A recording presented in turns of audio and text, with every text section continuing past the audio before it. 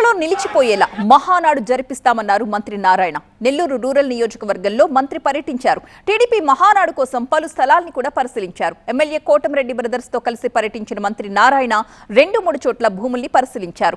2-3 రోజుల్లో place final చేస్తామని తెలిపారు. మహానాడు నెల్లూరులో జరిపే అవకాశం ఇచ్చినందుకు పార్టీ అధినేతకు కృతజ్ఞతలు చెప్పారు ఎమ్మెల్యే కోటమిరెడ్డి శ్రీధర్. అందరి సమన్వయంతో మహానాడు సక్సెస్ చేస్తామన్నారు.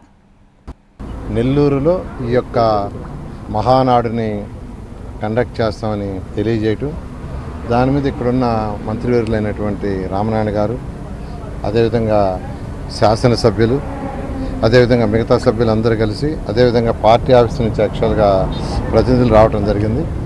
వాళ్ళతోటి నిన్న ఇవాళ ఒక 4 ప్లేసుల్లో సైట్స్ చూశారు. కోవూరులో ఒక 2, మన రూరల్లోనే 2, మిగతా 2 కూడా రూరల్, అది కూడా మరొక 2 సైట్లు రూరల్లో చూశారు.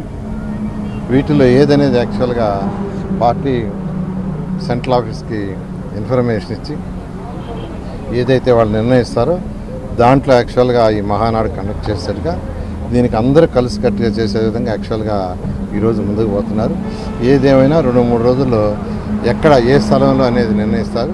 మహానాడు తెలుగుదేశం పార్టీకే కాకుండా తెలుగు జాతికే ఒక ముఖ్యమైన పర్వదినం.